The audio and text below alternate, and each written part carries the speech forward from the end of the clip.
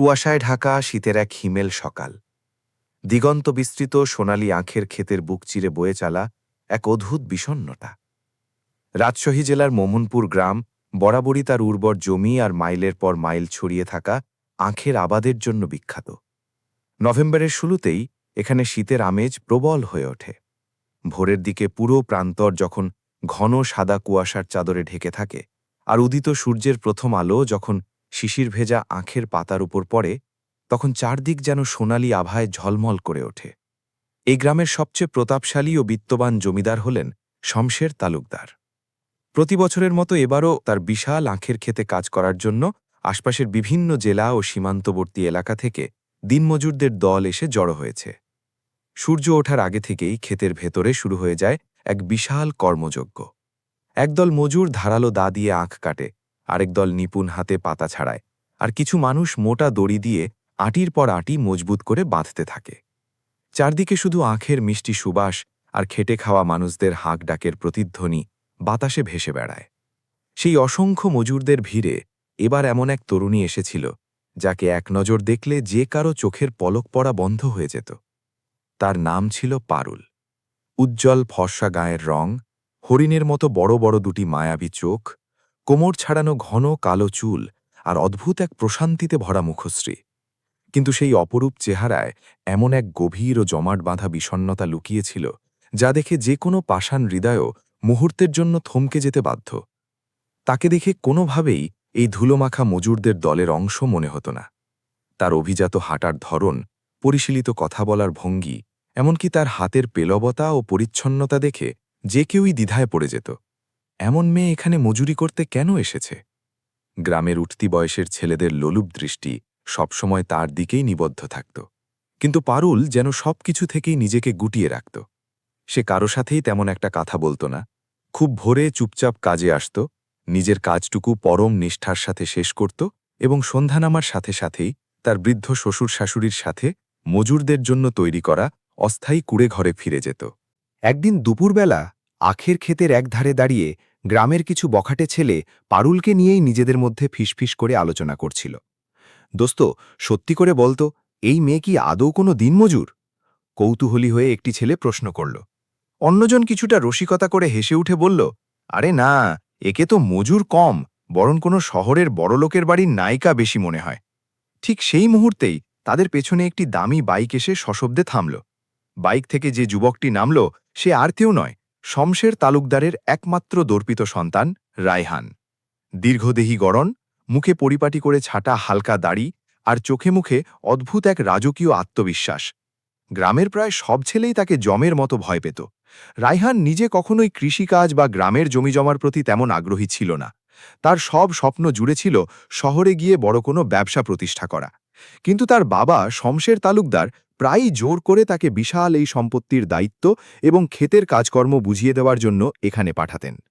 Raihan bike থেকে নেমেই ওই বখাটে ছেলেদের চোখের দৃষ্টি অনুসরণ করে সামনের দিকে তাকাল, এবং তার তীক্ষ্ণ চোখ প্রথমবারের মতো পারুলের ওপর গিয়ে স্থির হল।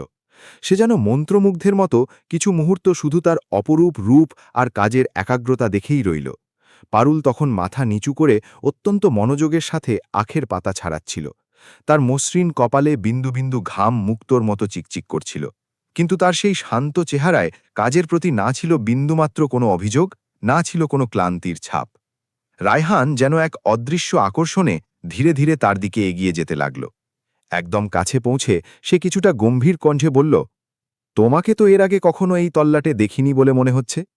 পারুল তার হাতের কাজ থামাল না, এমনকি রায়হানের দিকে একবার না তাকিয়েই অত্যন্ত নির্লিপ্তভাবে উত্তর দিল, আমি এখানে এবারই প্রথমবার এসেছি। তোমার নাম কি? রায়হান আবারও প্রশ্ন করল। আমার নাম জেনে আপনি কি করবেন? পারুলের কণ্ঠস্বর ছিল বরফের মতো শীতল ও ভাবলেশহীন। রায়হান একটু অপ্রস্তুত হয়ে হালকা হাসার চেষ্টা করে বলল, তেমন কিছু না, এমনি কৌতূহলবশত জিজ্ঞেস করলাম। এবার পারুল হাতের কাজ থামিয়ে প্রথমবারের মতো সরাসরি রায়হানের চোখের দিকে তাকাল। তার সেই মায়াবী চোখে এমন এক তীব্র বিরক্তি আর রাগ ফুটে উঠেছিল, যা দেখে ডাকাবুকো রায়হানও কিছুক্ষণের জন্য একেবারে নিশ্চুপ হয়ে গেল। পারুল অত্যন্ত কঠোর সুরে বলল, এই ক্ষেতে যেই আসে সেই একই ধরনের বিরক্তিকর কথা জিজ্ঞেস করে। নাম কি, কোথা থেকে এসেছ, কার সাথে থাকো, এসব জেনে আপনাদের কি লাভ? আমি এখানে পেটের দায়ে কাজ করতে এসেছি, তো দয়া করে আমাকে আমার কাজটুকু শান্তিতে করতে দিন। রায়হান তার জীবনে প্রথমবার কোনো সাধারণ মেয়ের কাছ থেকে এমন মুখের ওপর দেওয়া কড়াকোত্তর শুনছিল। কিন্তু সবচেয়ে অদ্ভুত ব্যাপার হল, এত বড় অপমানেও তার একটুও রাগ বা খারাপ লাগল না। বরং মেয়েটির এই তেজস্বী রূপ দেখে সে তার প্রতি আরও গভীরভাবে আকৃষ্ট হয়ে পড়ল। ঠিক সেই মুহূর্তেই পেছন থেকে মজুরদের জটলা ভেঙে এক বৃদ্ধ লোক হন্তদন্ত হয়ে দৌড়ে এলো। মা রে, ওমা, পারুল! লোকটি ছিল পারুলের বয়োবৃদ্ধ শ্বশুর। সে রায়হানকে সেখানে দাঁড়িয়ে থাকতে দেখেই চরম আতঙ্কে 2 হাত জোড় করে কাঁপতে কাঁপতে বলল, ছোটবাবু, আমাদের মাফ করে দিন। মেয়েটার মাথা একটু গরম, সে সবসময় খুব অস্থির থাকে। রায়হান কিছুটা অবাক হয়ে ভুরুকুচকে জিজ্ঞেস করল, এই মেয়েটি কি আপনার সাথে এখানে এসেছে? বৃদ্ধ লোকটি ভয়ে মাথা নিচু করে অত্যন্ত বিনীতভাবে বলল, জি বাবু, ও আমাদের অভাগিনী বৌমা। রায়হান এই কথা শুনে এক মুহূর্তের জন্য যেন আকাশ থেকে পড়ল। সে দ্রুত আবার পারুলের দিকে তীক্ষ্ণ দৃষ্টিতে তাকাল। মেয়েটির কপালে বা স্মৃতিতে না ছিল কোনো সিঁদুরের ছোঁয়া, না ছিল শরীরে বিবাহিত মেয়েদের মতো কোনো গয়না বা শাখাপলা, কিন্তু তার সেই গভীর কালো চোখে এত বেশি অব্যক্ত যন্ত্রণা, এক কষ্ট লুকিয়েছিল যে রায়হানের মনের ভেতর এখন হাজারো প্রশ্নের এক বিশাল পাহাড় ধীরে ধীরে আরও বড় হতে লাগল। সেই ঘটনার পর থেকে রায়হানের যেন আর কোনো কাজ ছিল না। সে রোজ নিয়ম করে খেতে আসতে শুরু করল। কখনো বহু দূর থেকে আড়ালে দাঁড়িয়ে চুপচাপ পারুলকে কাজ করতে দেখত, আবার কখনো অন্য মজুরদের সাথে কাজের ব্যাপারে কথা বলার বাহানা তৈরি করে তার একদম কাছাকাছি পৌঁছে যেত। গ্রামের সাধারণ মানুষ থেকে শুরু করে জেলেরাও কান ঘুষা করে খেয়াল করতে শুরু করেছিল যে তালুকদার বাড়ির ছোটবাবু আজকাল শহরের চেয়ে গ্রামের ক্ষেতখামারেই বেশি সময় কাটাচ্ছে। কিন্তু এই ঘন ঘন আসার পেছনের আসল কারণটা কেউই ঠিকমতো বুঝে উঠতে পারছিল না। একদিন সন্ধেবেলায় যখন সূর্য পশ্চিম আকাশে অস্ত যাওয়ার পথে চারদিকে একটু একটু করে লালচে হয়ে আসছিল, বিশাল ক্ষেত জুড়ে আবার ঘন কুয়াশা নামতে শুরু করেছিল, সারাদিনের হাড় ভাঙা খাটুনির পর মজুররা নিজেদের জিনিসপত্র গুছিয়ে ডেরায় ফেরার প্রস্তুতি নিচ্ছিল, ঠিক তখনই গ্রামের সেই বখাটে 3টে ছেলে সুযোগ বুঝে আবার পারুলের কাছে এসে হাজির হল। তাদের মধ্যে একটি ছেলে অত্যন্ত কুৎসিতভাবে হেসে মন্তব্য করল, কি ব্যাপার সুন্দরী, নিজের এই রূপ নিয়ে তোমার তো দেখি খুব অহংকার, তাই না? পারুল ভয়ে আর অস্বস্তিতে পেছনের দিকে সরে যেতে লাগল। ঠিক সেই চরম মুহূর্তে হঠাৎ যেন ঝড়ের বেগে রায়হান সেখানে এসে পৌঁছাল। তার 2 চোখে তখন রাগের আগুন জ্বলছিল। সে গর্জে উঠে বলল, একদম দূরে সরে যা তোরা এখান থেকে, সাহস তো কম না। ছেলে 3টে রায়হানকে দেখে একটুও না ঘাবড়ে বরং তাচ্ছিল্যের সুরে হাসতে হাসতে বলল, কেন ছোটবাবু, ওর মতো একটা সামান্য মজুর মেয়ের জন্য আপনার এত কিসের দরদ উথলে উঠল? রায়হান তাদের এই কথার কোনো উত্তর না দিয়ে সোজা হেঁটে গিয়ে পারুলের ঠিক সামনে ঢাল হয়ে দাঁড়াল। তারপর সে অত্যন্ত শান্ত কিন্তু দৃঢ় ভঙ্গিতে নিজের পকেট থেকে ছোট্ট একটি লাল সিঁদুরের কৌটো বের করল। উপস্থিত কেউ কিছু বুঝে ওঠার আগেই পরের মুহূর্তেই সে সেই বিশাল ক্ষেতের ঠিক মাঝখানে শত শত মানুষের চোখের সামনে পারুলের শূন্য স্মৃতিতে গাঢ় করে সিঁদুর পরিয়ে দিল। সেই মুহূর্তের জন্য পুরো আখের ক্ষেত জন্য শ্মশানের মতো নিস্তব্ধ হয়ে গেল। পারুলের বড় বড় চোখ জোড়া বিস্ময়ে আর আতঙ্কে আরও প্রসারিত হয়ে গেল। দূরে দাঁড়িয়ে থাকা ক্লান্ত মজুররা, সাধারণ গ্রামবাসীরা এবং ওই বখাটে 3টে ছেলে সবাই যেন মন্ত্রমুগ্ধ বা পাথরের মূর্তির মতো যে যার জায়গায় জমে গেল। কিন্তু এই পুরো ঘটনার মধ্যে সবচেয়ে বড় আর ভয়ঙ্কর স্তব্ধতা তখনই নেমে এলো যখন পারুল এত বড় একটা ঘটনার পরও টু শব্দটুকু করল না বা বিন্দুমাত্র কোনো প্রতিবাদ করল না। মোহনপুর গ্রামে পরের দিন সকাল থেকে চায়ের কাপে ঝড় উঠল। একটাই মুখরোচক আলোচনা চারদিকে ডালপালা মেলতে লাগল। তালুকদার বাড়ির একমাত্র ছেলে রাইহান প্রকাশ্য দিবালোকে ক্ষেতের মাঝখানেই এক সামান্য মজুর মেয়ের সিঁথিতে নিজের হাতে সিঁদুর পুড়িয়ে দিয়েছে। গ্রামের বটতলার আড্ডার জায়গা থেকে শুরু করে বাজারের মুদি দোকান, চায়ের স্টল পর্যন্ত সব জায়গায় শুধু এই একটি ঘটনাই চর্চার বিষয় হয়ে দাঁড়াল। গ্রামের মহিলারা যখন পুকুরঘাট বা কুঁয়ো থেকে পানি তুলতে যেত, তখন তারা ফিসফিস করে পারুলের নাম নিয়ে নানা রসালো সমালোচনা করত। আর গ্রামের বেকার ছেলেরা শুধু পারুলকে এক নজর দেখার সস্তা বাহানায় ক্ষেতের আশেপাশে ঘোরাঘুরি করত। তবে এই তুমুল কোলাহল আর গুঞ্জনের মাঝে সবচেয়ে বেশি এবং গভীর নীরবতা যদি কারো মনের ভেতরে বিরাজ করে থাকে, সেটা ছিল স্বয়ং পারুলের। সেই দিন ক্ষেতের ওই অদ্ভুত ঘটনার পর থেকে সে রাইহানের সাথে চোখ মেলা পর্যন্ত পুরোপুরি বন্ধ করে দিয়েছিল। সে আগের মতোই প্রতিদিন খুব সকালে খেতে আসত, রোবটের মতো একটানা কাজ করত এবং আশেপাশের কারো সাথে একটি শব্দও উচ্চারণ না করে সোজা নিজের ডেরায় ফিরে যেত। কিন্তু তার চোখের ভেতরের সেই অজানা ভয় আগের চেয়ে এখন বহুগুণে বেড়ে গিয়েছিল। তাকে দেখলে মনে হতো যেন সে তার চারপাশে এমন কোনো ভয়ঙ্কর জিনিসের উপস্থিতি টের পাচ্ছে যা পৃথিবীর আর কেউ দেখতে বা বুঝতে পারছিল না। এদিকে গ্রামের এই ঘটনার খবর পৌঁছতেই তালুকদার বাড়ির ভেতরে রীতিমতো প্রলয়াঙ্কারী ঝড় বইতে শুরু করেছিল। রাইহানের মা রোকেয়া বেগম রাগে, ক্ষোভে আর অপমানে আক্ষরিক অর্থেই কাঁপছিলেন। তিনি ছেলেকে সামনে পেয়েই তীক্ষ্ণ স্বরে চিৎকার করে উঠলেন, তোমার কি মাথা খারাপ হয়ে গেছে? গোটা গ্রামের মানুষের সামনে তুমি আমাদের এত বড় বংশের মানসম্মান নিয়ে এভাবে তামাশা বানালে? কিন্তু মায়ের এত বকাঝকার পরও রাইহান পাথরের মতো চুপচাপ সোফায় বসে রইল। একটি কথাও বলল না। জমিদার শমসের তালুকদার অনেকক্ষণ ধরে তার ছেলের এই নির্বিকার চেহারার দিকে গম্ভীর দৃষ্টিতে তাকিয়ে রইলেন। তারপর পরিস্থিতি কিছুটা শান্ত হলে তিনি অত্যন্ত ধীর কিন্তু ভারী গলায় জিজ্ঞেস করলেন, আমাকে শুধু একটা কথা একদম সত্যি করে বলো রাইহান, তুমি কি আবেগের বশবর্তী হয়ে এসব হঠাৎ করে ফেলেছ, নাকি ওই রহস্যময়ী মেয়েটিকে তুমি আগে থেকেই খুব ভালোভাবে চেনো? রাইহান এবার ধীরে ধীরে মাথা তুলল। তার চোখে কোনো অপরাধ বোধ ছিল না। না বাবা, আমি সত্যিই তাকে আগে থেকে একটুও চিনি না। কিন্তু বিশ্বাস করুন, আমি নিজেও জানি না কেন তাকে প্রথমবার দেখেই আমার মনে হয়েছে যেন সে প্রতিনিয়ত খুব বড় কোনো অদৃশ্য ভয়ের মাঝে ধুকে ধুকে বেঁচে আছে। রোকেয়া বেগম ছেলের কথা শুনে এবার ব্যঙ্গাত্মকভাবে হেসে উঠলেন। আরে রাখো তোমার ভয়, ওই মেয়েটা আসলে মারাত্মক চালাক আর ধান্দাবাজ। এরকম নিচু জাতের মেয়েরাই আগে নিজেদের অসহায়ত্বের মায়া দেখায়, আর তারপর সুযোগ বুঝে বড়লোকদের সংসার ধ্বংস করে দেয়। কিন্তু মায়ের এই বিষোদ্ধর ভরা কথায় রাইহান বিন্দুমাত্র বিশ্বাস স্থাপন করতে পারল না। তার মন বলছিল পারুল সত্যিই বড় কোনো বিপদে আছে। সেই রাতে হাজারো চিন্তায় অনেকক্ষণ পর্যন্ত রায়হানের চোখের পাতায় একটুও ঘুম এলো না। বিছানায় এপাশ ওপাশ করার সময় বারবার তার চোখের সামনে সেই বিকেলের দৃশ্যটি চলচ্চিত্রের মতো ভেসে উঠছিল। বিশাল আখের ক্ষেতে মাথা নিচু করে দাঁড়িয়ে থাকা অসহায় পারুল, তার আতঙ্কে কাঁপতে থাকা মায়াবী চোখ, আর তার নিজের হাতে রাঙানো সেই লাল সিঁদুর। হঠাৎ মাঝরাতের দিকে চারপাশের পিনপতন নীরবতা ভেঙে বাড়ির পেছনের নির্জন রাস্তায় সে কারো খুব সন্তর্পণে হাঁটার শব্দ শুনতে পেল। রায়হান তৎক্ষণাৎ বিছানা ছেড়ে উঠে জানলার কাছে গিয়ে দাঁড়াল। কুয়াশায় ঘেরা সেই কনকনে শীতের রাতে আবঝা আলো এসে দেখতে পেল একটি মেয়ে চাদর মুড়ি দিয়ে খুব দ্রুত পায়ে আখের ক্ষেতের দিকে এগিয়ে যাচ্ছে। মেয়েটির হাঁটার ভঙ্গি দেখেই রায়হান নিশ্চিত হল যে ওটি পারুল। রায়হান এক মুহূর্ত দেরি না করে চুপচাপ ঘর থেকে বাইরে বেরিয়ে এলো এবং খুব সাবধানে কোনো শব্দ না করে তাকে পেছন থেকে অনুসরণ করতে লাগল। রাতটা ছিল অস্বাভাবিক রকম ঠান্ডা আর নিস্তব্ধ। বহু দূরে কোথাও থেকে একটা নেড়ি কুকুর একটানা করুণ সুরে ডাকছিল। বিশাল আখের লম্বা গাছগুলো উত্তরে বাতাসে দুলছিল, যার কারণে পাতাগুলোর ঘর্ষণে অদ্ভুত এক শিরশিরে মর্মর শব্দ সৃষ্টি হচ্ছিল। পারুল যেন কোনো দিকে ভ্রুক্ষেপ না করে ক্রমাগত সামনের দিকে এগিয়েই যাচ্ছিল। কিছুক্ষণ একটানা হাঁটার পর সে গ্রামের একেবারে শেষ প্রান্তে একটি পরিত্যক্ত ও পুরনো কুঁয়োর কাছে গিয়ে থমকে দাঁড়াল। রায়হান নিজেকে আড়াল করার জন্যে ঘন আখের আড়ালে লুকিয়ে পড়ল এবং সেখান থেকেই তীক্ষ্ণ দৃষ্টিতে তাকে দেখতে লাগল। পারুল অত্যন্ত সতর্কতার সাথে এদিক ওদিক তাকাল। কেউ কোথাও নেই নিশ্চিত হয়ে সে তার শাড়ির আঁচলের আড়ালে লুকিয়ে রাখা কাপড়ের তৈরি ছোট্ট একটি জীর্ণ ব্যাগ বের করল।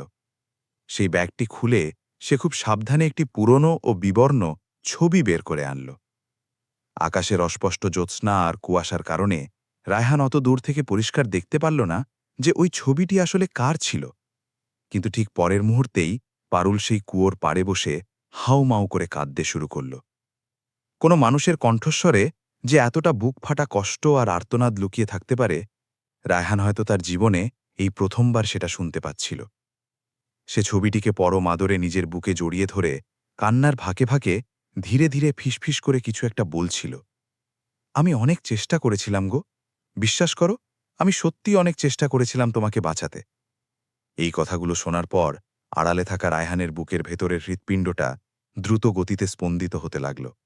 সে আজ প্রথমবারের মতো খুব জোরালোভাবে অনুভব করল যে পারুলের এই হতদরিদ্র পরিচয়ের আড়ালে আর তার অতীতে নিশ্চিতভাবেই এমন কোনো মর্মান্তিক রহস্য লুকিয়ে আছে যা অত্যন্ত ভয়ঙ্কর আর প্রাণঘাতী। ঠিক সেই চরম আবেগময় মুহূর্তেই হঠাৎ পেছন থেকে ভারী বুট জুতো পরা কোনো মানুষের পায়ের শব্দ ভেসে এলো। শব্দটা কানে আসা মাত্রই পারুল যেন বিদ্যুৎস্পৃষ্ট হয়ে সাথে সাথে সতর্ক হয়ে গেল। সে প্রচণ্ড তাড়াহুড়ো করে ছবিটি আবার সেই ছোট ব্যাগের ভেতর লুকিয়ে ফেলল। কুয়োর পেছনের ঘুটঘুটে অন্ধকার থেকে দীর্ঘদেহী এক লোক ধীরে ধীরে বেরিয়ে এলো। তার পুরো গায়ে একটা বিশাল কালো রঙের কম্বল জড়ানো ছিল, যার কারণে তার মুখমণ্ডল পুরোপুরি ঢাকা পড়েছিল।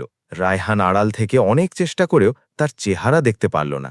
কম্বল জড়ানো লোকটি অত্যন্ত নিচু ও কর্কশ স্বরে পারুলকে উদ্দেশ্য করে বলল, তুমি এত রাতে এখানে কি করছ? পারুলের কণ্ঠস্বর তখন চরম আতঙ্কে থরথর করে কাঁপছিল। সে বলল, আমি তোমাকে বারবার বলেছিলাম না আমার সাথে আর কখনো দেখা করতে এখানে আসবে না? তুমি কি ভুলে যাচ্ছ যে চাইলেও তুমি এই জাল থেকে কোনোদিনও পালাতে পারবে না?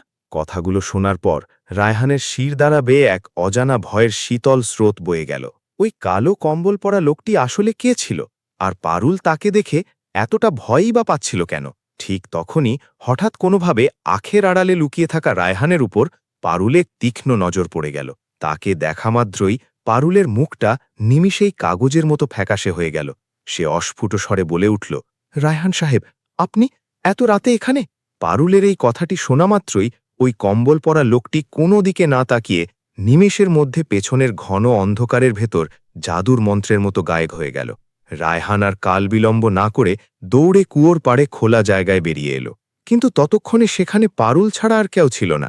চারদিকে শুধুই সাদা কুয়াশা আর জমাট বাঁধা অন্ধকার। রায়হান প্রচণ্ড রাগে আর হতাশায় চিৎকার করে পারুলকে জিজ্ঞেস করল, কে ছিল ওই লোকটা? আমাকে সত্যি করে বলো। পারুল নিজেকে সামলে নিয়ে প্রচণ্ড ঘাবড়ে গিয়ে মিথ্যে বলল, এখানে তো কেউ ছিল না। রায়হান ক্ষিপ্ত হয়ে বলল, আমি নিজের চোখে সব দেখেছি, আমাকে বোকা বানানোর চেষ্টা করো না। পারুল আবারও মাথা নেড়ে বলল, আপনি আসলে কিছুই দেখেননি, এটা আপনার মনের ভুল।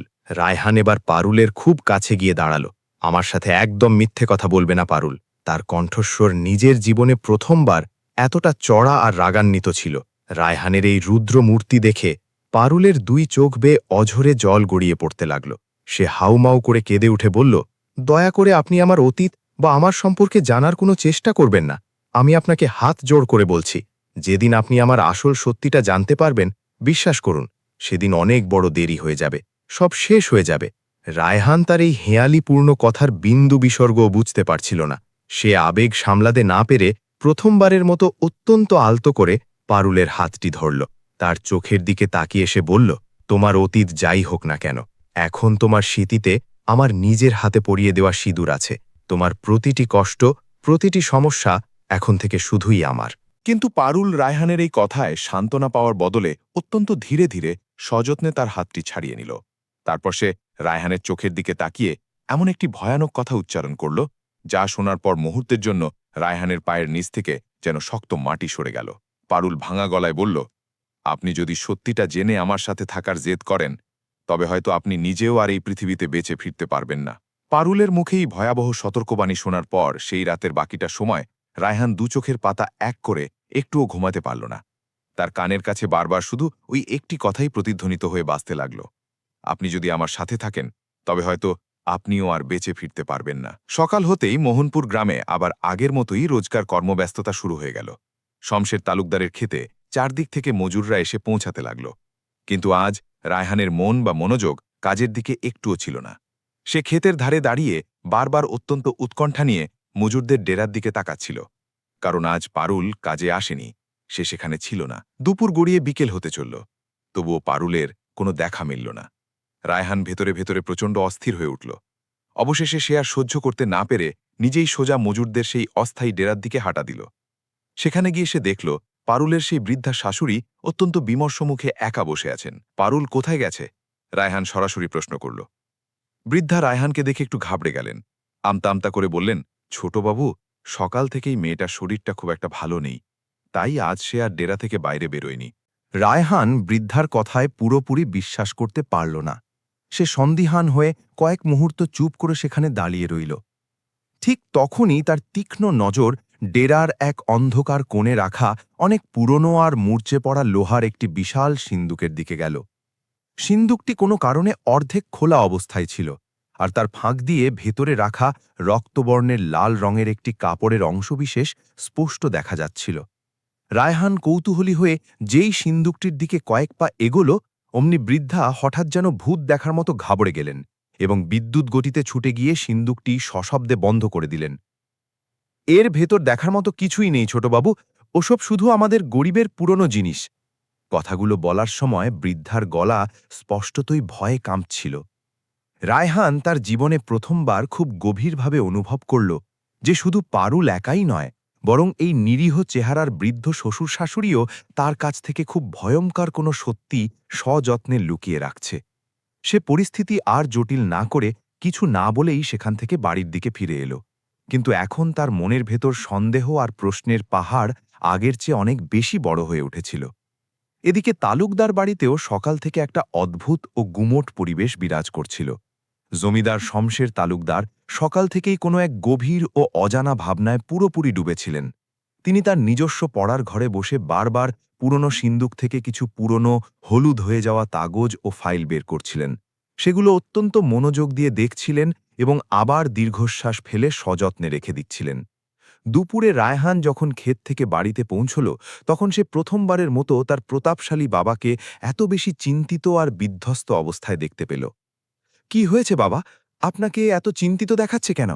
সে উদ্বিগ্ন হয়ে জিজ্ঞেস করল। শমশের তালুকদার ছেলের কণ্ঠ শুনে চমকে উঠলেন। তড়িঘড়ি করে বললেন, তেমন কিছু না, তুই যা। কিন্তু ঠিক সেই মুহূর্তেই জানালার ফাঁক দিয়ে আসা দমকা হাওয়ায় তার হাত থেকে একটি খুব পুরনো সাদা কালো ছবি উড়ে গিয়ে সোজা মেঝেতে পড়ে গেল। রায়হান নিচু হয়ে ছবিটি কুড়িয়ে নিল এবং সেটিতে চোখ বোলা মাত্রই তার পুরো মুখের রং কাগজের মতো ফ্যাকাশে হয়ে গেল। ওই পুরনো ছবিতে একটি খুব কম বয়সী সুন্দরী মহিলার প্রতিকৃতি ছিল, আর সবচেয়ে বিস্ময়কর ব্যাপার হল ওই মহিলার চেহারা হুবহু পারুলের চেহারার মতো দেখতে। রায়হান বিস্ময়ে বাকরুদ্ধ হয়ে কয়েক সেকেন্ড পর জিজ্ঞেস করল, বাবা, ইনি কে? শমশের তালুকদার ছেলের এই প্রশ্নে কিছুক্ষণ একেবারে নিশ্চুপ হয়ে রইলেন। তার কপালে চিন্তার ভাঁজ আরও গভীর হল।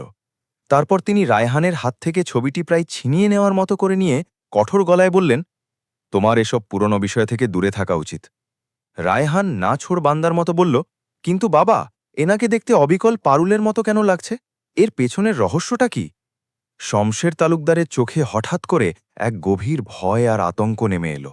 তিনি অত্যন্ত ধীর স্বরে বললেন, কারণ দুনিয়াতে কিছু চেহারা থাকে যা শুধু মানুষের সাজানো জীবন ধ্বংস করে দেয়।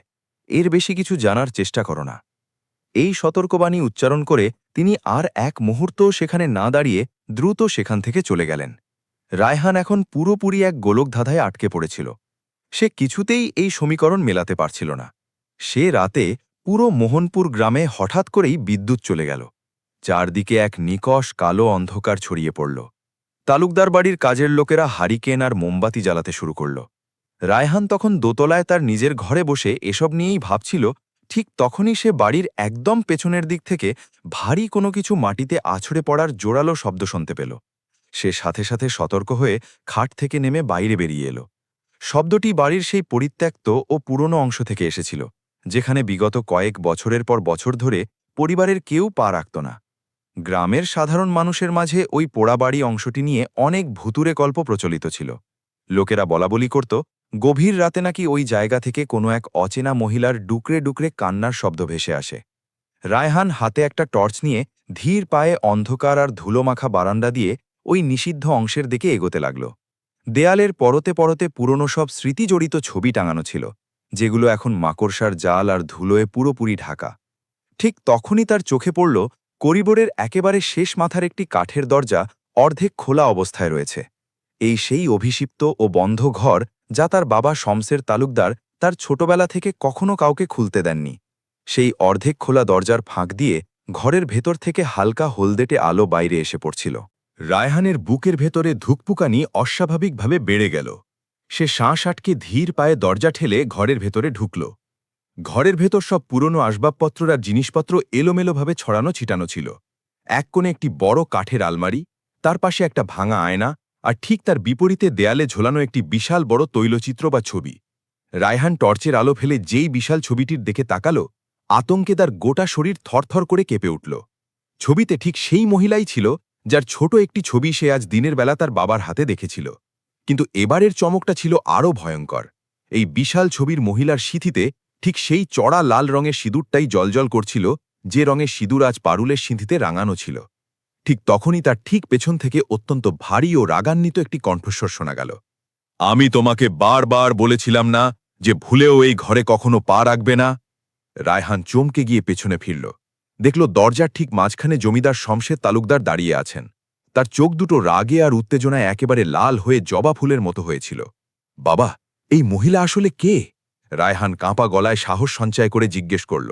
শমশের তালুকদার কয়েক মুহূর্ত পাথর হয়ে দাঁড়িয়ে রইলেন, তারপর একটা দীর্ঘশ্বাস ফেলে আস্তে করে বললেন, কিছু অভিশপ্ত রহস্য যদি মাটির নিচে কবর দেওয়া থাকে, তবে সবার জন্যই সেটা সবচেয়ে ভালো।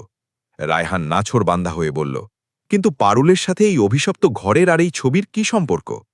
রায়হানের মুখ থেকে এই কথাটি বের হতে না হতেই হঠাৎ বাড়ির বিশাল উঠোন থেকে এক মহিলার বিকট ও আর্তচিৎকার রাতের নীরবতা চুরমার করে দিল। বাবা ও ছেলে দুজনেই চরম আতঙ্কে ঘর থেকে ছুটে বাইরে উঠোনের দিকে দৌড়ে পৌঁছালেন। সেখানে গিয়ে তারা দেখলেন উঠোনের ঠিক মাঝখানে রোকেয়া বেগম অজ্ঞান হয়ে মাটিতে পড়ে আছেন, আর তার ঠিক সামনের মাটিতে সেই পুরনো ছবিটি অর্ধেক পোড়া অবস্থায় পড়ে ধোঁয়া ছড়াচ্ছে। কিন্তু এই সবকিছুর চেয়েও সবচেয়ে বেশি ভয়ঙ্কর বিষয়টি ছিল অন্য একটি। ওই অর্ধেক পোড়া ছবির ঠিক উল্টো দিকে তাজা লাল রং বা রক্ত দিয়ে অত্যন্ত স্পষ্ট করে শুধু এক লাইন লেখা ছিল, পারুল আর কোনোভাবেই এখান থেকে জ্যান্ত বেঁচে ফিরবে না। মাঝরাতে বাড়ির উঠোনে নেমে আসা সেই জমাট নিস্তব্ধতা পুরো মোহনপুর গ্রামের মানুষকে যেন ভয় পাইয়ে স্তব্ধ করে দিয়েছিল। কাজের লোকেরা চোখে মুখে পানি ছিটিয়ে রোকেয়া বেগমের জ্ঞান ফেরাল ঠিকই, কিন্তু তার মানসিক অবস্থা তখনও অত্যন্ত নাজুক ও ভীতিকর ছিল। তিনি বারবার প্রলাপ বকার মতো একটাই কথা বলে যাচ্ছিলেন, দোহাই তোদের, ওই অলক্ষণে মেয়েটাকে কাল সকালেই এই গ্রাম থেকে তাড়িয়ে দে, নইলে আমাদের সবার জীবন একেবারে শেষ হয়ে যাবে। এই পুরো হট্টগোলের সময় শমশের তালুকদার একদম পাথরের মূর্তির মতো চুপ ছিলেন। তার মুখ থেকে একটি শব্দও বের হয়নি। কিন্তু রায়হান খুব ভালো করেই বুঝতে পেরেছিল যে তার বাবা নিশ্চিতভাবেই এমন কিছু জানেন যা সবার থেকে লুকাচ্ছেন, এবং সেই ভয়ঙ্কর ব্যাপারটা সরাসরি পারুলের জীবনের সাথে ওতপ্রোতভাবে জড়িত। পরের দিন খুব সকালেই পুরো গ্রামে দাবানলের মতো এই খবর ছড়িয়ে পড়ল যে গতরাতে তালুকদার বাড়িতে নিশ্চয়ই বড়সড় কোনো অঘটন বা অলৌকিক কিছু ঘটেছে। গ্রামের মানুষ চায়ের দোকানে বসে নানা ধরনের ভিত্তিহীন কথা বলতে শুরু করল। কেউ জোর গলায় বলতো ওই পোড়া বাড়ির পুরনো কোনো আত্মা প্রতিশোধ নিতে ফিরে এসেছে, আবার কেউ বয়স্কদের রেফারেন্স টেনে বলতো যে তালুকদার পরিবারের ওপর কোনো এক পুরনো ও ভয়ঙ্কর অভিশাপ আছে যা নতুন করে মাথাচাড়া দিয়ে উঠেছে। কিন্তু এই সমস্ত গুঞ্জন আর জল্পনা কল্পনার মাঝে সবচেয়ে বড় দুঃসংবাদটি এলো তখন, যখন জানা গেল যে পারুল হঠাৎ করেই ডেরা থেকে পুরোপুরি গায়েব হয়ে গেছে। সকালে সব মজুররা যথারীতি খেতে পৌঁছে গিয়েছিল, কিন্তু পারুলকে তাদের মধ্যে কোথাও দেখা গেল না। রায়হান এক মুহূর্ত দেরি না করে সোজা মজুরদের সেই ডেরায় গিয়ে হাজির হল। সেখানে পারুলের বৃদ্ধ শাশুড়ি ডেরার বাইরে বসে অঝরে কাঁদছিলেন। কি হয়েছে, কাঁদছেন কেন? রায়হান জিজ্ঞেস করতেই বৃদ্ধা হাহাকার করে উঠলেন, ছোটবাবু, কাল রাতের পর থেকে আমার মেয়েটাকে আর কোথাও দেখছি না। মানে কি? দেখতে পাচ্ছেন না মানে কি? রায়হান রাগে ও আতঙ্কে চিৎকার করে উঠল। বৃদ্ধা কাঁদতে কাঁদতে বললেন, কাল অনেক রাতে সে কাউকে কিছু না বলে একা বাইরে গিয়েছিল, তারপর আর ফিরে আসেনি গো।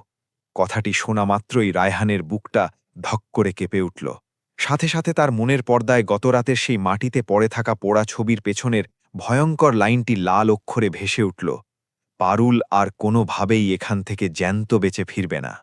সে আর এক সেকেন্ডও সময় নষ্ট না করে পাগলের মতো আখের ক্ষেতের দিকে দৌড়ে গেল। সারা দিন ধরে সে বিশাল আখের ক্ষেতের প্রতিটি কোণ, সেচখালের ধার এবং গ্রামের সীমানা ছাড়িয়ে দূর দূরান্ত পর্যন্ত তাকে তন্ন করে খুঁজল, কিন্তু পারুলকে কোথাও খুঁজে পাওয়া গেল না। ধীরে ধীরে সন্ধ্যা নেমে আসতে শুরু করল, চারপাশ অন্ধকার হতে লাগল, এবং আবার ক্ষেতের ওপর সেই অভিশপ্ত কুয়াশা নামতে শুরু করল। রায়হান যখন হতাশ হয়ে ফিরে আসার কথা ভাবছিল, ঠিক তখনই গ্রামের শেষ সীমানায় একটি পুরনো ও পরিত্যক্ত টিউবওয়েলের কাছে মাটিতে পড়ে থাকা একটি সাদা রঙের ওড়নার ওপর তার নজর পড়ল। সে দ্রুত সেদিকে ছুটে গেল, গিয়ে দেখল পারুল সেই টিউবওয়েলের স্যাঁতস্যাঁতে বেদিতে জড়সড় হয়ে বসে আছে। তার সুন্দর চোখ দুটো কেঁদে কেঁদে জবা ফুলের মতো লাল হয়েছিল, আর তার দুই হাত থরথর করে কাঁপছিল। রায়হান তাকে জ্যান্ত দেখে স্বস্তির এক দীর্ঘ নিঃশ্বাস ফেলল। সে দৌড়ে গিয়ে বলল, তুমি এতক্ষণ এখানে কি করছো? গ্রামের সবাই তোমার জন্য চরম চিন্তায় আছে। কিন্তু পারুল তার কথার কোনো উত্তর দিল না, এমনকি তার দিকে একবার তাকালোও না।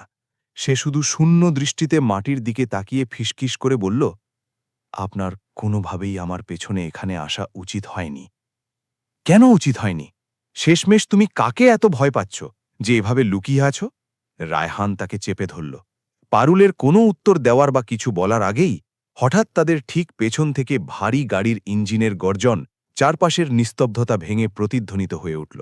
দুটো বড় কালো রঙের বোলেরো গাড়ি অত্যন্ত বেপরোয়া গতিতে ছুটে এসে ক্ষেতের ঠিক কাছে এসে সশব্দে ব্রেক কষে থামল। গাড়ির দরজা খুলে 4 জন সুঠাম দেহী লোক নিচে নামল। লোকগুলোর সবার মুখে জংলি কালো দাড়ি, আর তাদের চোখের দৃষ্টিতে ছিল ভয়ঙ্কর এক শীতল ও খুনে চাউনি। তাদের দেখা মাত্রই পারুল যেন মৃত্যুর দেবতা দেখেছে এমনভাবে চরম আতঙ্কে পেছনের দিকে সরে গেল। তার নিঃশ্বাস অস্বাভাবিকভাবে দ্রুত হতে লাগল। রায়হান তার জীবনে প্রথমবার পারুলের চেহারায় এতটা অসহায়ত্ব ও মৃত্যু ভয় দেখতে পেল। ওই দলটির মধ্য থেকে একজন লোক অবজ্ঞার হাসি হেসে সামনের দিকে এগোল। অনেক দিন ধরে আমাদের চোখে ধুলো দিয়ে লুকিয়ে পালিয়েছ তুমি। আর না।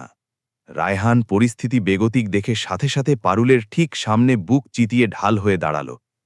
কে তোমরা? এখানে কি চাই? লোকটি তাচ্ছিল্য করে হাসল। সরে দাঁড়া শহরের ছোকরা, এই ব্যাপারটা তোর বোঝার ক্ষমতার অনেক বাইরে। ও আমার বিবাহিতা স্ত্রী। এই অসম্ভব কথাটি শুনতেই পেছনের ওই 4 জন লোক একে অপরের দিকে তাকিয়ে কুৎসিতভাবে হাসতে লাগল।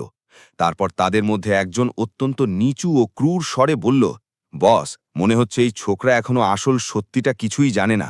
রায়হান রাগে ফুঁসতে ফুঁসতে সামনের দিকে এগিয়ে গেল। কিসের সত্যি? কিসের কথা বলছিস তোরা? কিন্তু পারুল হঠাৎ করে পেছন থেকে চিৎকার করে উঠল, রায়হান সাহেব, না, ওদের কাছে যাবেন না। ঠিক সেই মুহূর্তেই সামনের একজন লোক রায়হানের বুকে অত্যন্ত জোরে এক ধাক্কা দিল। রায়হান টাল সামলাতে না পেরে ছিটকে মাটিতে পড়ে গেল। দলের দ্বিতীয় একজন লোক পারুলকে টেনে হিঁচড়ে নিয়ে যাওয়ার জন্য তার দিকে এগোল। কিন্তু ঠিক তখনই রায়হান মাটি থেকে স্প্রিংয়ের মতো লাফিয়ে উঠে ওই লোকটার ওপর ক্ষিপ্র গতিতে ঝাঁপিয়ে পড়ল। নিমিষের মধ্যে সেই নির্জন আখের ক্ষেতের মাঝখানে এক ভয়ঙ্কর রক্তক্ষয়ী মারামারি শুরু হয়ে গেল। ওই 4 জন প্রশিক্ষিত গুন্ডার হাতেই ধারালো অস্ত্র ছিল, কিন্তু রায়হান সেদিন কোনো অস্ত্রের তোয়াক্কা না করে একেবারে উন্মাদের মতো খালি হাতেই লড়ছিল। তার চেহারায় তখন নিজের জীবনের কোনো মায়া ছিল না, ছিল শুধু একটাই ভয়, যেভাবেই হোক পারুলকে এই নরপশুদের হাত থেকে বাঁচাতে হবে। মারামারি চলাকালীন সময়ে হঠাৎ গুন্ডাদের মধ্যে একজন লোক তার পকেট থেকে চকচকে একটি ধারালো চাকু বের করে আনল। পারুল দূর থেকে চাকুর ফলা চকচক করতে দেখে আতঙ্কে চিৎকার করে উঠল, পিছিয়ে যান রায়হান সাহেব। কিন্তু পারুলের এই সাবধানবাণী কানে পৌঁছাতে পৌঁছাতেই অনেক দেরি হয়ে গিয়েছিল। গুন্ডাটির হাতের ওই ধারালো চাকুটি সরাসরি রায়হানের ডান হাতে গিয়ে গভীরভাবে বিঁধল। মুহূর্তের মধ্যে ফিনকি দিয়ে রক্ত ঝরতে শুরু করল। কিন্তু সেই প্রচণ্ড যন্ত্রণার মাঝেও রায়হান হাল ছাড়ল না। সে তার বাম হাত দিয়ে ওই লোকটার শার্টের কলার শক্ত করে ধরে এক আঁচড়ে তাকে মাটিতে ফেলে দিল। এই তুমুল মারামারি আর চিৎকার চেঁচামেচির শব্দ শুনে গ্রামের কিছু মজুর এবং সাধারণ মানুষ লাঠি সোটা নিয়ে ক্ষেতের দিকে দৌড়ে আসতে লাগল। এতগুলো মানুষকে একসাথে তেড়ে আসতে দেখে ওই 4 জন লোক অবস্থা বেগতিক বুঝে পেছনের দিকে সরে যেতে শুরু করল। গাড়িতে ওঠার আগে যাওয়ার সময় তাদের মধ্যে একজন দলনেতা পারুলের দিকে রক্তচক্ষু করে অত্যন্ত ঠান্ডা গলায় বলল, আজ বেঁচে গেলি, কিন্তু মনে রাখিস, তুই যতই চেষ্টা করিস না কেন, তোর ওই নোংরা অতীত থেকে তুই কোনোদিনও বাঁচতে পারবি না। তারপর তারা সবাই তাড়াহুড়ো করে বোলেরো গাড়িগুলোতে উঠে স্টার্ট দিয়ে রাতের জমাট অন্ধকারে দ্রুত গতিতে মিলিয়ে গেল। গুন্ডারা চলে যাওয়ার পর চারদিকে শুধু কনকনে ঠান্ডা হাওয়া আর আখের পাতার মর্মর শব্দ অবশিষ্ট ছিল। রায়হান চাকুর আঘাতে পাওয়া প্রচণ্ড ব্যথায় কাতরাতে কাতরাতে মাটিতে বসে পড়ল। পারুল একছুটে তৎক্ষণাৎ তার কাছে গিয়ে মাটিতে হাঁটু গেড়ে বসল। তার মায়াবী চোখ জোড়া থেকে তখন অঝরে বাঁধ ভাঙ্গা জল ঝরছিল।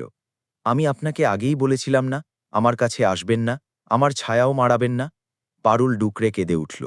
রায়হান এত কষ্টের মাঝেও তার দিকে তাকিয়ে হালকা হেসে দিল। এখন এসব কথা বলে তো অনেক দেরি হয়ে গেছে পারুল।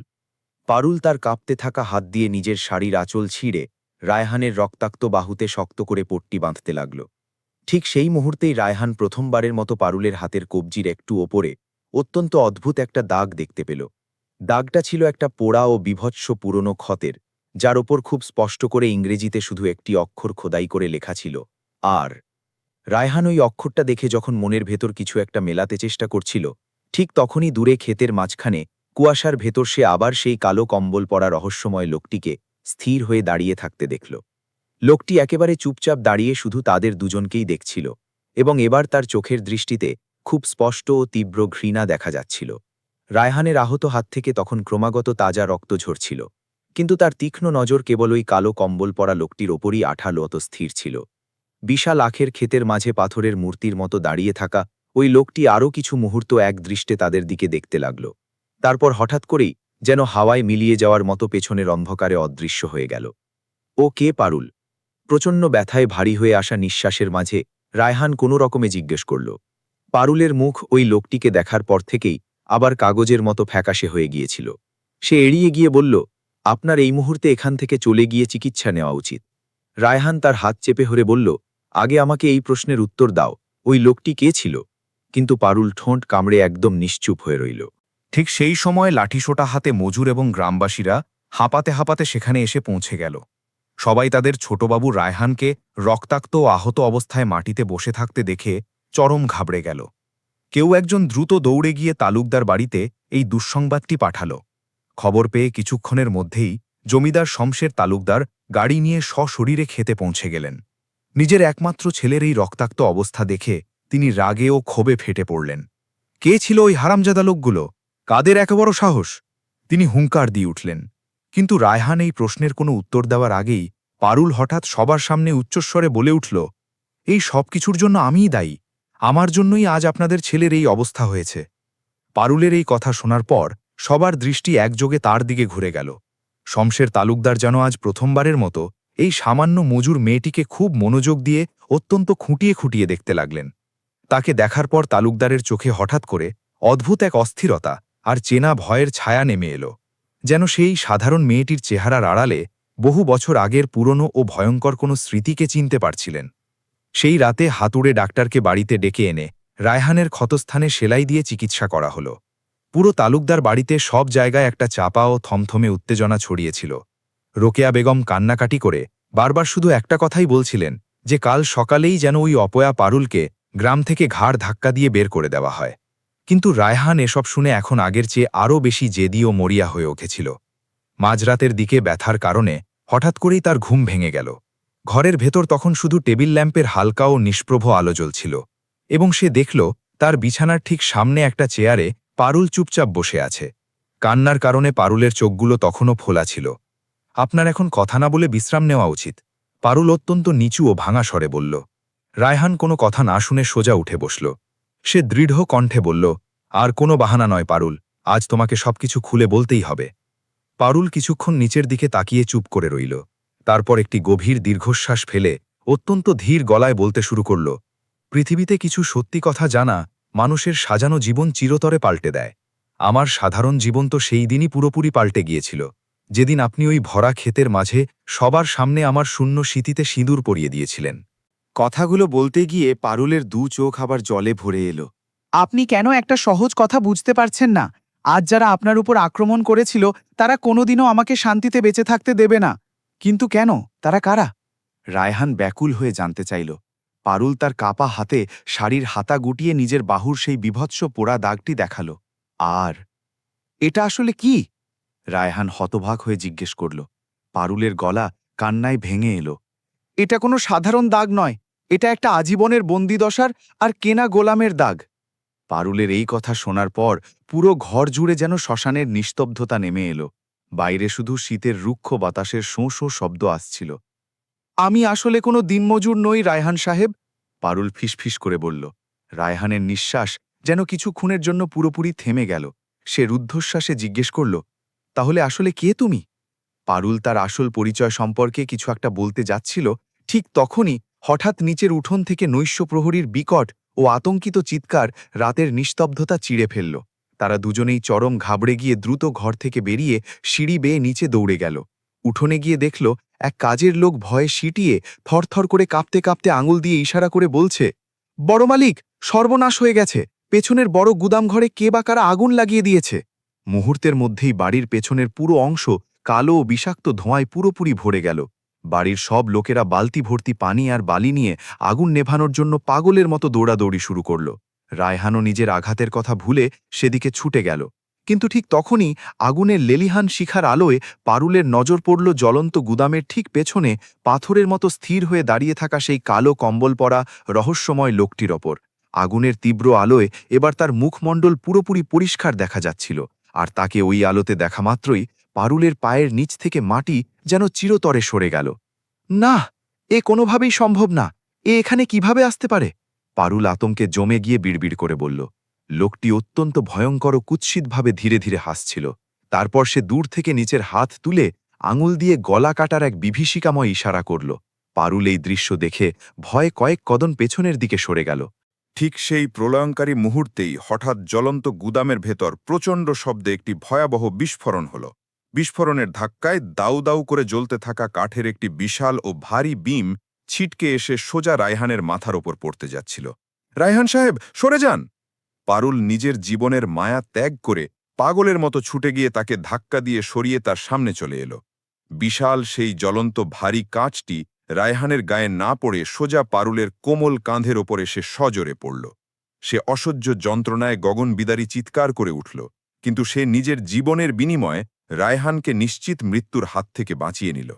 গ্রামবাসীরা দ্রুত দৌড়ে এলো এবং জ্বলন্ত কাঠ সরিয়ে তাদের দুজনকে ওই আগুনের কুণ্ডলী থেকে বাইরে বের করে আনল। আগুনে পুড়ে পারুলের ডান কাঁধ অত্যন্ত বাজেভাবে ঝলসে গিয়েছিল। রায়হান পারুলের এই মুমূর্ষ অবস্থা দেখে একেবারে পাগলের মতো হয়ে গেল। সে চিৎকার করে বলতে লাগল, কে করেছে এসব? কে আছে ওখানে? কিন্তু ঠিক তখনই তাদের সবার পেছন থেকে জমিদার শামসের তালুকদারের অত্যন্ত ভারী ও গম্ভীর গলা শোনা গেল। আমি খুব ভালোভাবে জানি যে এই ধ্বংসলীলা কে করছে। তার এই কথা শুনে উপস্থিত সবার দৃষ্টি একসাথে তার দিকে ঘুরে গেল। শামসের তালুকদারের চেহারা তখন অজানা এক ভয় এবং চরম রাগে কাঁপছিল। তিনি মাটিতে পড়ে থাকা আহত পারুলকে এক নজর দেখলেন, তারপর অত্যন্ত ধীরে ধীরে প্রতিটি শব্দ উচ্চারণ করে বললেন, যে ভয়ঙ্কর লোকটির হাত থেকে তুমি এতদিন ধরে জীবনের ভয়ে পালাচ্ছ, সে তো বহু বছর আগেই মারা গিয়েছিল। এই অসম্ভব কথাটি শোনার পর গোটা উঠোনের মানুষ বিস্ময়ে হতবাক হয়ে গেল। যন্ত্রণায় ছটফট করতে থাকা পারুলের চোখ দুটো অবিশ্বাস্যভাবে বড় বড় হয়ে গেল। সে অস্ফুট স্বরে বলল, না না, এটা হতে পারে না। শামসের তালুকদার ধীর পায়ে সামনের দিকে এগিয়ে এলেন, তার গলা ধরে আসছিল। আমি নিজের চোখে তার আগুনে পোড়া লাশ দেখেছিলাম, আজ থেকে ঠিক ২০ বছর আগে। জমিদারের এই কথাটি শেষ হতে না হতেই হঠাৎ বাড়ির বাইরের জমাট অন্ধকার থেকে কারো অত্যন্ত জোরে জোরে পৈশাচিক উল্লাসে হাসার শব্দ চারদিকে প্রতিধ্বনিত হতে শুরু করল। সেই একই ভয়ঙ্কর রক্তহিম করা হাসি, যা শুনে মাটিতে শুয়ে থাকা পারুলের গোটা শরীর আতঙ্কে থরথর করে কাঁপতে শুরু করল।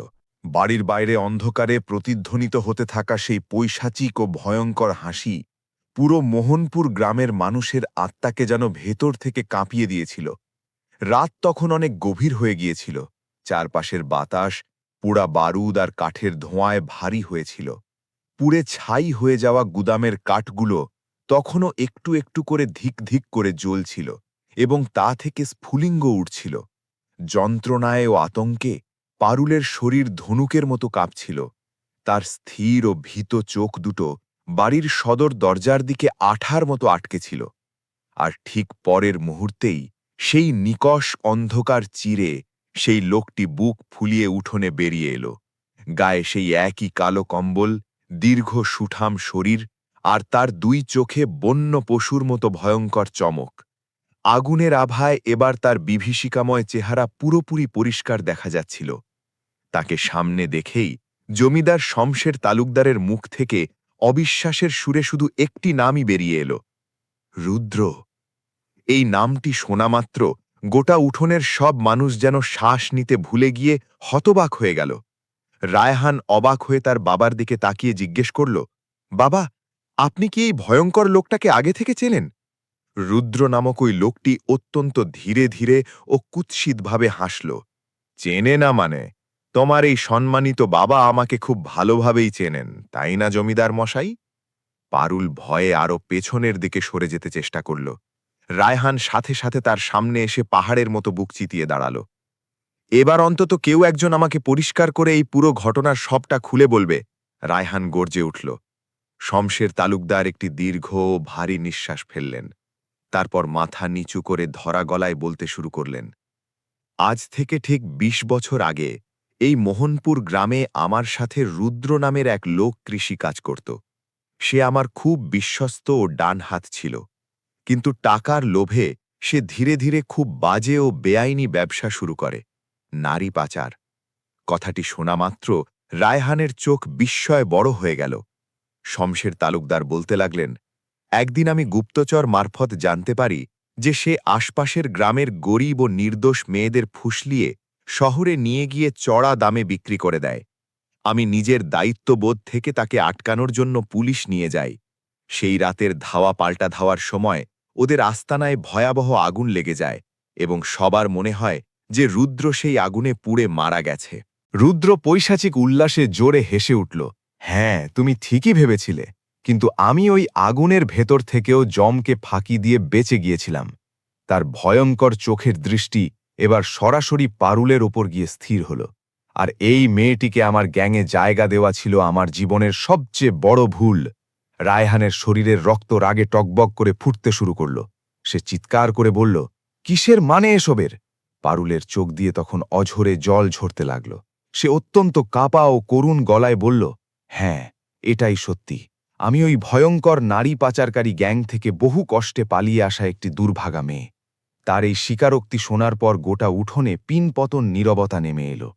খুব ছোটবেলায় আমার নিজের অভাবী পরিবার আমাকে সামান্য কিছু টাকার বিনিময়ে এদের হাতে বিক্রি করে দিয়েছিল।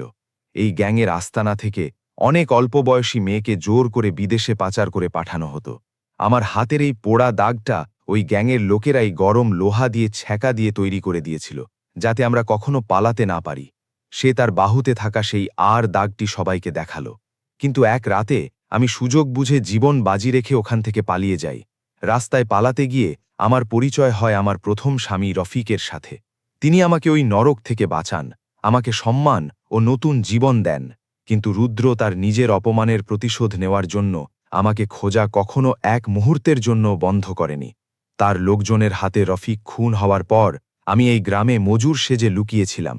রায়হানের চোখ পারুলের এই নির্মম অতীত শুনে জলে ভরে এলো। এবার সে জলের মতো পরিষ্কার বুঝতে পারল কেন পারুল সারাক্ষণ এমন একটা অদৃশ্য ভয়ের মাঝে গুটিয়ে থাকত।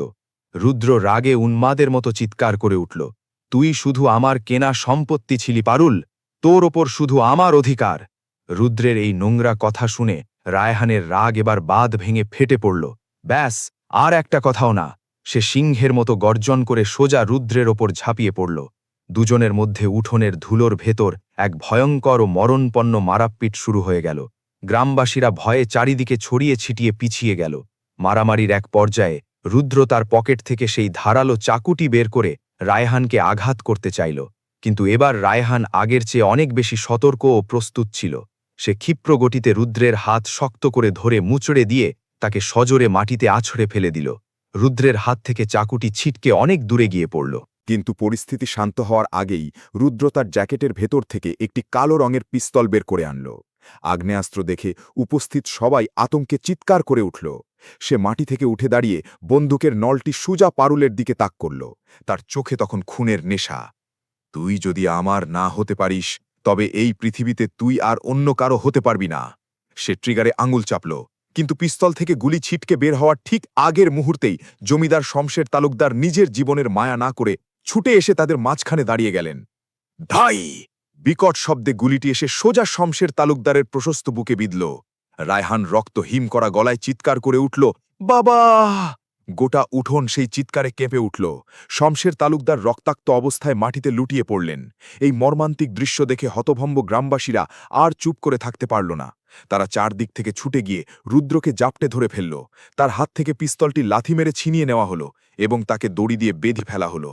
এদিকে মাটিতে পড়ে থাকা শমশের তালুকদারের বুকের রক্তে মাটি ভিজে যাচ্ছিল। তার শ্বাস দ্রুত আটকে আসছিল। তিনি অত্যন্ত কষ্টে তার কাঁপতে থাকা হাত দিয়ে তার আদরের ছেলে রায়হানের হাত শক্ত করে ধরলেন। তারপর ছলছলে চোখে পারুলের দিকে তাকালেন। বাবা রায়হান, ও অনেক কষ্ট পেয়েছে জীবনে, ওকে তুমি কখনো একা ছেড়ে দিও না। রায়হানের দুই চোখ দিয়ে তখন অঝরে নদীর মতো জল ঝরতে লাগল। সে কাঁদতে কাঁদতে বলল, বাবা, আপনি কথা বলবেন না, আমরা এক্ষুনি হাসপাতালে যাব। শমশের তালুকদার শেষবারের মতো এক চিলতে হাসার চেষ্টা করে বললেন, আজ আমার নিজের ছেলেকে নিয়ে খুব গর্ব হচ্ছে বাবা। এবং ঠিক পরের মুহূর্তেই তার হাতের মুঠো চিরতরে শিথিল হয়ে গেল, তার চোখ স্থির হয়ে গেল। চারদিকে তখন শুধু স্বজন হারানোর কান্নার আওয়াজ আর হাহাকার প্রতিধ্বনিত হতে লাগল। এই মর্মান্তিক ঘটনার পর বেশ কয়েকটা দিন কেটে গেছে। মোহনপুর গ্রামের সেই একই বিশাল আখের ক্ষেত আজ আবার দুপুরের মৃদুমন্দ বাতাসে দুলছিল। কিন্তু এবার সেখানকার পরিবেশটা ছিল সম্পূর্ণ ভিন্ন এবং উৎসবমুখর। পুরো গ্রামের মানুষ আজ দল বেঁধে সেখানে জড়ো হয়েছিল। পরনে একটি শুভ্র সাদা পাঞ্জাবি পরে রায়হান আজ পারুলের ঠিক সামনে দাঁড়িয়েছিল। পারুলের চোখে আজ জল ছিল ঠিকই, কিন্তু সেই জলে এবার অতীতের কোনো ভয় বা গ্লানি ছিল না, ছিল শুধু চরম প্রাপ্তি আর ভালোবাসার শান্তি। রায়হান তার পকেট থেকে অত্যন্ত সযত্নে সেই লাল সিঁদুরের কৌটোটি বের করল এবং উপস্থিত পুরো গ্রামের মানুষের হর্ষধ্বনি আর হাসি মুখের সামনে সে পারুলের শূন্য স্মৃতিতে পরম আদরে সিঁদুর পরিয়ে দিল। চারপাশের বাতাসে তখন আখের মিষ্টি সুবাস আর ভালোবাসার সৌরভ একাকার হয়ে মিশেছিল। দুপুরের উজ্জ্বল সূর্যের আলো সোনালি ক্ষেতের ওপর আশীর্বাদের মতো জ্বলজ্বল করছিল। আর আজ প্রথমবারের মতো পারুল তার মনের সমস্ত ভয় আর জড়তা ছুঁড়ে ফেলে দিয়ে অত্যন্ত শক্ত করে রায়হানের হাতটি আজীবনের জন্য আঁকড়ে ধরল। এই রোমাঞ্চকর ও হৃদয়স্পর্শী গল্পটি থেকে আমরা এটাই বড় শিক্ষা পাই যে কোনো মানুষের কেবল অতীত বা তার অসহায় অবস্থা দেখে তাকে কখনোই ভুল বোঝা বা অবজ্ঞা করা উচিত নয়। আমাদের সমাজে এমন অনেক নিরীহ মানুষ আছেন যারা পরিস্থিতির নিষ্ঠুর শিকার হন, কিন্তু তাদের মনের ভেতরটা থাকে কাঁচের মতো স্বচ্ছ ও পবিত্র। যদি এরকম কোনো মানুষ তার জীবনে কারো সত্যিকারের নিঃস্বার্থ ভালোবাসা, অটুট বিশ্বাস এবং একজন খাঁটি আপনজন পেয়ে যায়, তবে তার পুরো অভিশপ্ত জীবনটাই জাদুমন্ত্রের মতো সুন্দরভাবে বদলে যেতে পারে। রায়হান সমাজের চোখ রাঙানি বা স্টেটাসের তোয়াক্কা করেনি এবং শেষ পর্যন্ত পারুলের পাশে পাহাড়ের মতো দাঁড়িয়ে প্রমাণ করে দিয়েছে যে সত্যিকারের সম্পর্ক ও ভালোবাসা সব সময় মন থেকে তৈরি হয়, মানুষের কথায় বা সমাজের নিয়মে নয়। প্রিয় দর্শক ও বন্ধুরা, আপনাদের কাছে এই রোমাঞ্চকর ও নতুন আঙ্গিকের গল্পটি কেমন লাগল এবং আপনারা এই সুন্দর ভিডিওটি কোন শহর বা গ্রাম থেকে দেখছেন তা নিচের কমেন্ট বক্সে কমেন্ট করে অবশ্যই আমাদের জানাবেন। ভিডিওটি যদি আপনাদের মন ছুঁয়ে যায় তবে অবশ্যই ভিডিওটিতে একটি লাইক করে দিন এবং আমাদের চ্যানেলটিকে সাবস্ক্রাইব করে আমাদের পাশে থাকুন, যাতে আমরা আপনাদের এই ভালোবাসার জন্য ধন্যবাদ জানাতে পারি। খুব শিগগিরই দেখা হবে পরবর্তী নতুন কোনো দারুণ গল্পে। ততক্ষণের জন্য সবাই ভালো থাকবেন। ধন্যবাদ।